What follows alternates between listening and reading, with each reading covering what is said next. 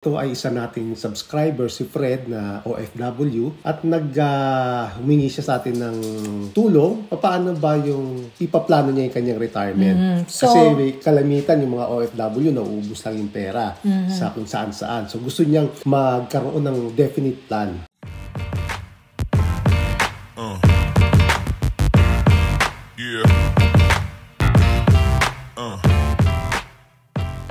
Hi everybody! Hello. Kamusta po kayong lahat? Welcome to another episode of Veterinario. Ako po si Mimi Jarvis. At yung aming kulit-bulilit na kasama-sama na natin sa ating mga episode na magwa 1-year-old na siya sa April 5, si Aski. So wag niyo na po siyang pansinin at mag-focus na lang tayo sa ating episode for today. So ano ba ang ating topic for today? Episode 75 tayo. Ito ay long overdue na to kasi dapat to last year pa. Ito ay isa nating subscriber, si Fred na OFW, at humingi siya sa atin ng tulong paano ba yung ipaplano niya yung kanyang retirement. Kasi may kalamitan yung mga OFW na uubos lang yung pera sa kung saan-saan. So gusto niyang magkaroon ng definite plan. So to Fred, pasensya na, medyo belated na tong episode for you, pero sana magkaroon ka ng further insights dito sa information na ipapresent pero ito, natin. nakuha niya na to last November pa. Kaya lang, gagawin lang natin ng video. Medyo late na. Kaya nga, kaya nga belated. Baka nga sabi ni Fred, nakalimutan na natin siya. So, Ako may babatiin lang ako. Meron sige. tayong isang subscriber na nag-email sa atin. So, natutuwa naman tayo. At binabasa talaga natin yung mga messages nila, si Hanilet. Hanilet, super appreciate namin yung message mo sa amin. Parang hindi kami makapaniwala na hindi man lang million ng subscribers natin, pero kung yung impact natin sa isang tao ganon, happy na tayo sa pangyayari na yan. So hello sa'yo at sa mga kasamahan mo sa bahay nyo, sa opisina mo. Palaganapin mo, share mo ang mga videos ng Veterinario. So disclaimer muna tayo. Okay, so alam nyo naman po na kami ni Jarvis ordinaryong mga mag-asawa na katulad nyo. We are not financial advisors, pero yung mga sinishare namin based on our own experience and research. Pero ang good news nyo, meron na po si Jarvis na niluluto in the background para maging official na financial advisor na po siya. So pag nangyari po yon, mas mabibigyan pa namin kayo ng further na serbisyo. So kaya hindi tayo masyadong nagpo-post kasi busy si Jarvis in the background na nag-aaral para maging financial advisor. Okay lang ba na announce natin sa kanila?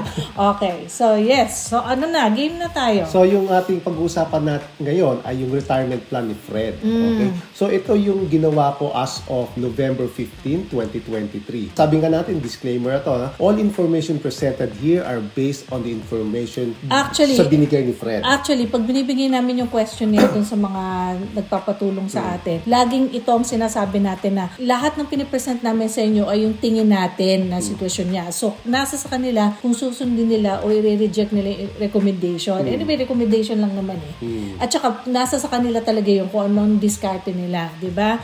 So, sinasabi natin, Veterinario will not be liable for any outcome of the decision. Pero, most of the time naman, na mga nabibigyan mo ng payo, nakikita naman nila yung sense nun, diba? So, laging ganito. Kasi wala naman talagang kasiguraduhan. Even tayo, doon sa plano natin. We just action, and adjust based on the situation. So, this is just to give you more options kung paano mo ma-achieve yung iyong at least may idea kaysa sa zero. Walang idea. Si Fred ay almost 38 years old. Okay? Bata pa rin. So, yung gusto niyang lifestyle, ang today's value is 20,000 per month. Okay. So, hindi naman ganun karangya yung kanyang minimiting parang retirement lang to, plan. Tamang-tama lang to para sa kanya. Hindi naman niya nasabi kung single siya o may pamilya. Hindi ko na maalala kung ano yung sinabi niya, no? Pero yung kanyang risk tolerance ay medyo ayaw niya ng risk. So, medyo risk averse siya. So, ang kanyang current savings investment na meron siya ngayon is 10,000 pesos lang. So, gusto niya ngayon palaguin itong pera na to, no? So, may initial investment siya na 10K. Meron ipon siya na 10K. So, ang kanyang investment strategy is to build a retirement fund. The ideal is to cost averaging strategy. Ibig sabihin, yung magbabay lang siya buy and hold lang siya hanggang sa mag-retire na siya, no? Trading is not recommended. So, sinasabi mo sa kanya na sa stocks siya. Yun din ang gusto niya. Yun yung iniisip din niyang gawin. Okay? So, meron tayong mga options dito na pwede niyang gawin, ano? Kasi yung sabi niya, ito yung gusto niyang mangyari. Okay. It always starts, yung analysis always starts with ano ang gusto niyang mangyari. Tapos doon mo i-work out kung realistic o hindi realistic.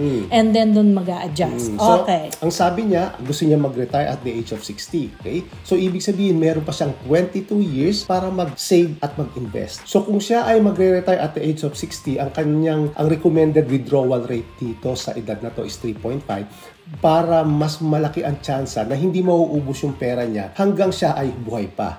Okay, so hopefully, kasi yung 3.5%, hopefully 40 years mag-last yung pera niya. No? Ang amount na i-invest niya, na kaya niyang i-invest is 11,000 monthly. Ibig sabihin, kung ilalagay natin ito sa ating Retironario Retirement Calculator, ang kanyang magiging risk capacity, ano ibig sabihin ng risk capacity? Ito yung dapat kitain ng kanyang pera para ma-attain niya yung kanyang goal. So, kung titingnan natin dito, medyo expand lang natin, ano? So, kung ang kanyang desired cost of living ay 20,000, 22 years from now, dahil sa inflation of 4%, yan ay 47 magiging 47 per month na. Okay, So, yung 20K ngayon, dapat 47,000 na yan dun sa future.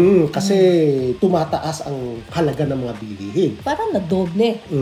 Kasi medyo More than matagal pa yan, double. 22 years pa yan, ano? So, ibig sabihin, kada taon, at least kalahating milyon yung kailangan niyang pera. Kung magkakaroon siya ng withdrawal rate na 3.5%, ang ginagawa lang dyan ay i-divide natin yung 569,422 divided by 3.5%. Ang makukuha nating kailangan niyang pera during that time, at the age of 60, dapat meron na siyang 16 million. Wow.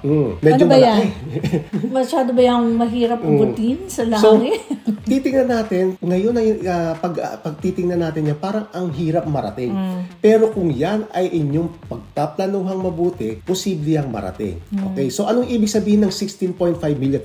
Ang ibig sabihin niyan, kung meron siya ngayong 10,000 pesos na savings at kaya niyang mag-save monthly ng 11,000, kailangan yung kanyang investment ay may compound annual growth rate for the next 22 years na 13.8%.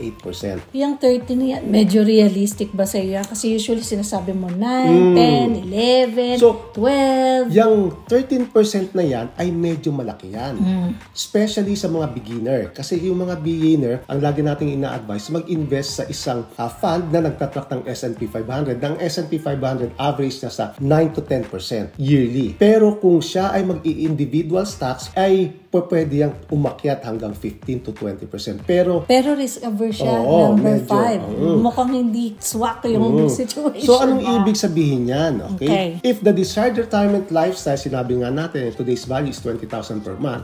The value of this at the age of 60 with the average inflation rate of 4% will be 47,000 per month. So, yan na nga yung sinabi natin, ano? So, ano ibig sabihin yan? So, kailangan meron siyang Ikaw na magbasa. roughly 569K every single year at age of 60. $500,000. Since you plan to retire earlier than 65 years old, sabi nga natin, ang recommended withdrawal rate ay 3.5. Pero kung magre-retire siya at the age of 65, 4% ang computation dyan. Pero since 60 niya gusto mag-retire, 3.5 ang nilagay natin. Ano? So, realistic ba na makakapag-retire siya at age of 60? Titingnan natin kung magkaya niyang gawin yan. Ano? So, sabi natin, to sustain this kind of lifestyle at retirement, you need 16 million. At the age of 60, okay, this will ensure that you will never work again after retirement. So, ibig sabihin pa, banding-banding ka na lang, bakasyon dito. So, hindi mo na kailangan magtrabaho. Your current investment of 10,000 and your plan of putting additional 11,000 per month must earn at least a compound annual growth rate of 13.8% for the next 22 years. This CAGR, sabi nga natin, is a little bit high if investment is placed in a fund that tracks the S&P 500 na may CAGR na around 9.8%. Yes. Okay. However, there are still ways to attain your retirement goal. Medyo mahirap to pero pwede nating hilutin. So, kung dedicated si Fred. This can be done on the following or combination of them. Ang pwede mong gawin sa option number 2 natin, kung hindi natin kaya yung 13%, increase your monthly investment. Wag lang 11K. Wag lang 11K. So, kailangan lakihan mo. Or pwede niyang gawin, mag-invest sa individual stocks. Halimbawa, mahilig siya sa tech. Siguro sa Meta siya. Pero pag gagawin mo to, it will require you to study. Time, effort, energy, tutok ka. Hindi naman tutok, pero kailangan mo matuto mag-aral paano mag-analyze ng mga magagandang companies. O pwede din nating gawin ay mag-retire tayo on a later age. So instead na mag-retire ng 60, pwede mag-retire 65 or 70. Kukumputin natin yung mamaya. Okay. Or pwede nyo i-lower yung cost of living at retirement. So instead na mag-retire ka na ang cost of living mo ay nasa 20K, kaya mo siguro 15K. So mamaya titingnan natin itong mga options na to. Pero yung una nating titingnan, yung increased monthly investment. Yun lang ang medyo may tanong ako kasi ang naipon pa lang niya 10K. OFW siya. So I would think na bago pa siya mag-isip niyan, medyo malaki-laki na ang kanyang naipon. Hindi, kasi nga ang problema ng mga OFW minsan ay hindi sila nakakapag-ipon kasi medyo galante sila pagdating sa akala nila sustainable na agad yun, pero pag nagkasakit na sila, nawalan ng trabaho or may nangyari sa kanila abroad, yun na. Hindi, tsaka pag umuwi, minsan nauubos yung pera. Parang dahil dito. Pag uwi mo, wala ka rin pang invest mag-uwi. So, tingnan natin tong option 2 natin. So, ganyan pa rin. 60 years old, magre-retire siya. Tapos, meron pa siyang 22 years na mag-save at invest. Withdrawal rate ay 3.5%. So, ang kailangan niyang i-invest monthly ay 17.4. So, from 11 add 6. Oo. Kapag ito ang gagawin mo, medyo mas kayang i-sustain. Oo. Kailangan mo lang mag-earn ng 9.79% na compound annual growth rate, ma-attain mo na yung goal mo na 16 million. Okay, pag tinanong naman ni Fred, paano ko pag-aaralan yung compound annual growth rate? Back read na lang sila sa isang episode natin kasi lagi natin sinasabi ang CAGR na yun So, meron na kaming episode on CAGR. Please, Fred, reviewin mo na lang yun para ma-appreciate mo kung ano ibig sabihin ng 9.7, 13%. Ang bottom line lang nito dito sa option 2 natin is magdadagdag ka ng 6,000 pesos doon sa iyong investment at ma-attain mo na ang inyong goal na 16 million. Tingnan naman natin ang option 3. Okay? So, ang pwede mo naman gawin, kung ayaw mo naman magdagdag at hindi mo kaya magdagdag na gawing 17,000, pwede kang mag-lower mo ng iyong cost of living. Itong medyo tricky para sa akin. Yung iba tatrabahuhin Ito tricky kasi sino bang gustong mag-downgrade? Kaya ka nga nagre-retire. Gusto mo, komportable ka. Ang problema dito, ang 20,000, medyo na yan. Komportable ka pero pag ibinaba mo pa, baka kulangin ka. Yun na nga. Pero, kailangan pa rin natin i-present ito kay Fred para talaga ma-weigh niya yung option niya. Okay, so you said in the question that your goal is to have 10 million at retirement. Pero itong 10 million na to, maliit ito. Kasi nga, yung supposed to be, 16. So, short pa siya ng 6. So, this is achievable with your current plan by just investing a fund that tracks the S&P 500. However, this amount can only sustain a monthly cost of living of 12,700. So, short naman siya ng 8. Gusto niyang 20. Baka hindi ka na pwedeng mag-holiday niya. Nasa bahay ka na lang at nagpupulong. Okay? So, medyo mahirap pag ang pera mo lang is 10 million. At wala ka million. na sigurong extra for, other things. Talagang basic na basic lang yan. So, 10.3 million, 22 years from now, only has a value today of 4.3 million. So, ibig sabihin, kung i-convert mo yan in today's value, 4.3 million lang yan. Medyo maliit. Considering na mayroon tayong inflation rate na 4%. So, ang option 4 natin, mag-retire siya at the age of 65. Instead na mag-retire ng 60, magtatrabaho pa siya ng 5 more years. Pero, sino pa gusto magtrabaho ng additional 5 years? As much as possible. Pero, ito ay isang option para marating mo yung iyong retirement goal. So, ibig sabihin yan, kung dadagdag ka pa ng 5 years na pagtatrabaho at itutuloy mo ang iyong pagsisave at pag-i-invest ng 11,000 monthly, marireach mo ang iyong goal na 17 million. Hindi na 16 kasi mangangailangan ka ng mas malaking pera dahil sa inflation. So, additional 5 years yun. Again, kaya mo pa rin marating yung goal mo na mag-retire ng a lifestyle na may 20,000 today's value kung magtatrabaho ka hanggang 65 years old. Ngayon, meron pa tayong option 5. Retire at 60 or earlier. So, anong ibig sabihin na? You may need to invest on individual stock. Okay, so, kung gusto mo mag-retire ng mas maaga, kailangan mo mag-invest sa individual stocks, hindi lang sa S&P 500. Kasi kung individual stocks, medyo kung maganda yung performance ng mga individual stocks na nabili mo, pwede yan mag-earn hanggang 15-20%. Pero kailangan mo mag-aral. Kailangan mong aralin yung mga fundamentals ng mga kumpanya na yan, kung magaganda ba yung mga yan. You can also invest in funds that tracks Nasdaq 100. O ito yung top 100 companies ng Nasdaq na majority ay mga technology companies. Kaya lang medyo aggressive ito at volatile. Ibig sabihin, medyo magalaw ang presyo ng Nasdaq 100. So, dapat long-term ka dito. Basically, yun yung proposal natin kay Fred. So, ito yung mga options mo. Pwede mong gawing combination. Pwede ka sigurong combination. Mag-retire ka ng additional 2 years instead of 60, 62. Tapos, increasean mo ng konti yung savings and investment. Instead na 11, gawin mo 12. Tapos, mag-invest ka siguro ng certain portfolio mo. Siguro 10% ng portfolio mo mag-invest sa individual stocks para hindi masyadong risky. Okay. So, dun sa mga first-timers na ma-encounter tong video na to, nakikita na naman nila yung ating retirement calculator. So, pag may nanghihingi po sa amin ng copy of retirement calculator, ay nanghingit lang tayo ng konting fee or donation. Kasi hindi naman yan hinugot mo lang kung saan-saan. Prepare mo yan, ginawa mo yan. So, nabanggit mo sa akin na marami ka ng improvement sa calculator. So, pag nag-iba na yung price natin ng konti dun sa retirement calculator ay because of those improvements. And hindi naman sa atin pupunta yung sa retirement calculator. Kasama po sa aming advocacy yon. Marami po kaming mga tinutulungan. So, iniipon po namin yon at doon na napupunta yon. So, in fact, recently, yung ginawa nating challenge.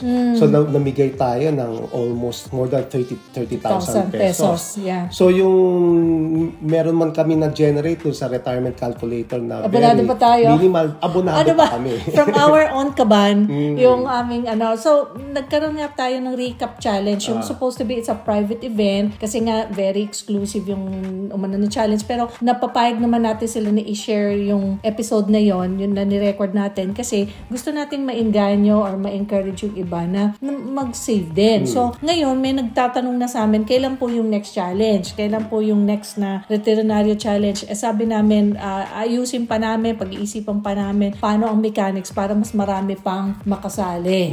So, abangan nyo na lang yon kasi hindi pa yon. So, if interested naman kayo sa retirement calculator, mag-email kayo sa amin sa retirenario@gmail.com. Very simple email. retirenario@gmail.com or message nyo kami and then mag-PPM kayo sa amin para, of course, yung inyong email address hindi ma-public sa Facebook at sa YouTube. Diretso naming matatanggap yun. Tsaka yung mga nagre-request na nagpapatulong paano yung kanilang retirement plan, meron ng mga naka-line up kasi. So, medyo na yung aking schedule.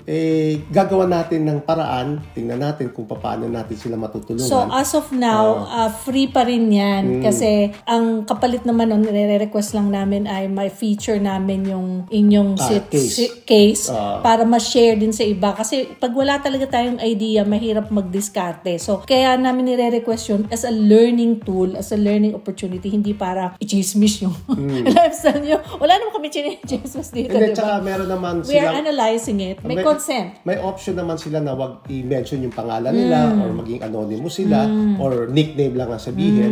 So, ang goal lang naman natin dito is matulungan din yung iba na may same situation ng kanila. So, itong ginagawa namin parang super overview lang. Kung kailangan na natin ng specific na planning, long-term planning, after na po yun na matapos ni Jarvis yung kanyang course, na matuturing na talaga natin siyang financial advisor. So, ibang usapan na yun. Kumbaga, ito ay snapshot lang. Pero ganun pa man, ang effort po na binibigay ni Jarvis dito sa pag-analyze nito, hindi kaya po ng 30 minutes lang. So, minsan may consultation pa. So, in real life po sa Australia, iba pa yung consultation fee na may zoom kayo. Iba pa yung consultation fee sa pagpe-prepare nito. So, wag po nating isipin na basta-basta lang itong pinapresent natin na information. So, kung magtataka din kayo, ang mga pinapalabas muna natin ngayon ay mga case study kasi yung fundamentals, kumbaga, napalabas na natin yung sa ating mga video. So, ngayon, ngayon parang application naman tayo. And if ever may mga additional information tayo ng mga bago na ipipresent, then magle-lecture type ka naman on those episodes. So for now, dito muna tayo sa mga realistic cases. Okay ba yun? So hanggang sa susunod na lang muli at magkakaroon tayo ng proper time na batiin yung ating mga new subscribers. So siguro catch-up episode lang yung mga to. susunod natin mga episode, mga ganito din, mga case study ng mga at saka feeling ko mas mas realistic muna yung gawin natin. Tapos pagka nalilito sila, what is Nasdaq, what is CAGR, balikan na lang nila yung previous episode natin. Okay. At saka yung mga horizon na yan, volatility, mga ganon. Balikan nyo po yung aming mga previous episodes. Okay, yun na lang are you muna. happy, Fred? Sana happy ka. Hanggang sa muli, ito po si Mimi Jarvis na nagsasabing, sama-sama tayo maging Retironayo. Bye!